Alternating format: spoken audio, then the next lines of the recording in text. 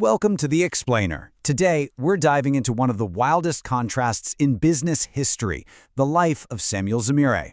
We're going to completely unpack exactly how this guy built a colossal, world-spanning banana empire, literally from absolute scratch.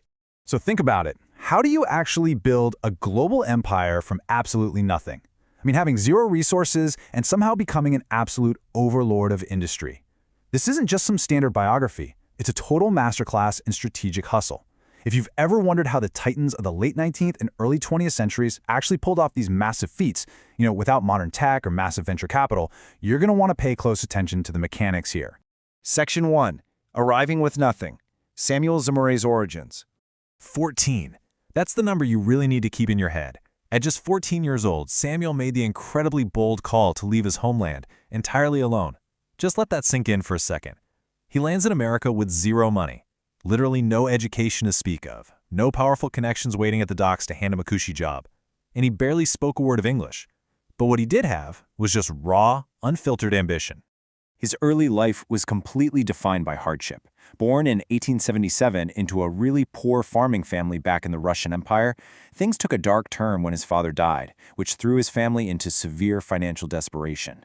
And honestly, it was that exact desperation that pushed him to emigrate all by himself at 14. But instead of letting this utterly crush him, Samuel used his early years in America to just observe. He took whatever work he could get, grinding away in small local shops and warehouses. While everyone else just saw grueling, ordinary work, he saw lessons. He was constantly watching customers, merchants, suppliers, the transportation systems, the whole flow of trade. He wasn't just doing a job. He was literally absorbing the underlying mechanics of commerce. Section 2. The overripe opportunity. Finding value in the discarded. Now, back in the late 19th century, bananas were still considered pretty exotic in the U.S. The big fruit companies were importing huge quantities, but their logistics, well, they were far from perfect. A lot of these bananas would become overripe way before they could ever reach the customer. And while most traders looked at those freckled, softening bananas and just saw worthless garbage bound for the trash, Zemurray saw something else. He saw a massive, highly discounted arbitrage opportunity. He took whatever meager savings he'd managed to scrape together and bought these unwanted ripe bananas at rock-bottom prices. So he buys them dirt cheap and throws them on a train to sell to merchants along the railway lines. But boom, he immediately hits a massive logistical nightmare. Bananas wait for no one, right? They were ripening way faster than those slow, clunky 19th century trains could transport them. So the real question is, how do you outrun a rotting banana on a slow train? Because if he just rode that train and tried to sell them station by station, he'd be peddling pure mush by the end of the line. The telegraph. This was his absolute game-changer of a pivot. Instead of just passively riding the train with his degrading cargo and, crossing his fingers, Zemurray turned to the cutting-edge communication tech of the day.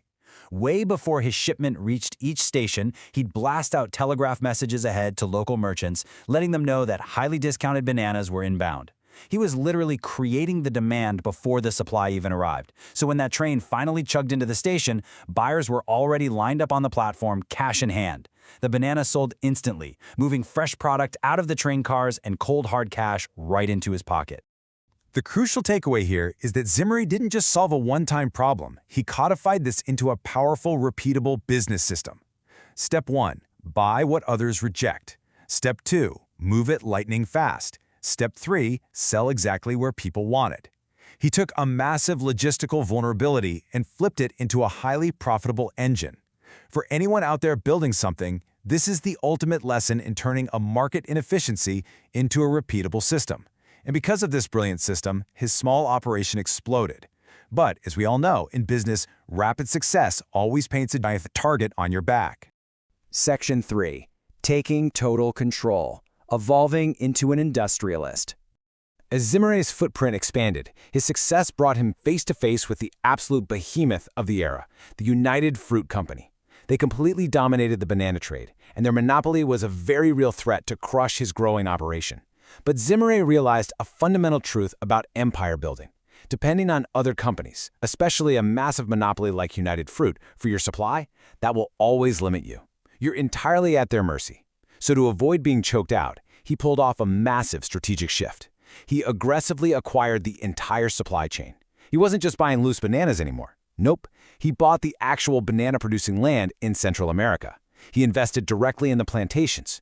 He built his own transportation networks, launched his own shipping operations, and even negotiated directly with local producers and governments. He vertically integrated the whole shebang. He was no longer just a fruit trader. He had completely evolved into a full-fledged industrialist.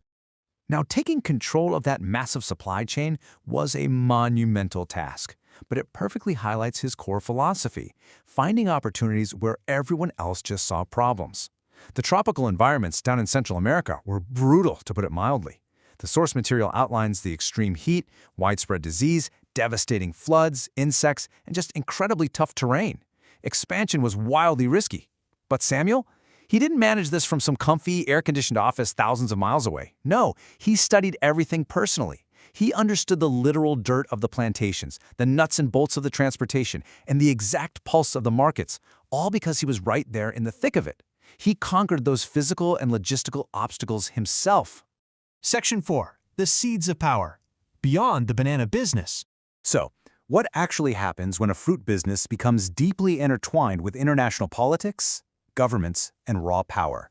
As Zemurray's empire grew, his enormous network of land, railways, ships, and plantations centralized an unbelievable amount of influence right in his hands. That 14-year-old immigrant who showed up in America with literally nothing had become one of the most powerful figures in the entire banana industry. But his footprint goes way beyond a simple business masterclass. Down in Central America, his operations became so vast and so deeply rooted that they actively began shaping the fate of entire nations. His story evolved from the scrappy underdog tale of hustling overripe bananas into the story of a sprawling empire with massive, lingering influence over Central American history. And that leaves us with a pretty provocative question to chew on. At what exact point does a business stop being just a business and start becoming a nation unto itself? Thanks for joining me on this explainer. I really hope this changes how you look at the mechanics of building an empire from absolute scratch.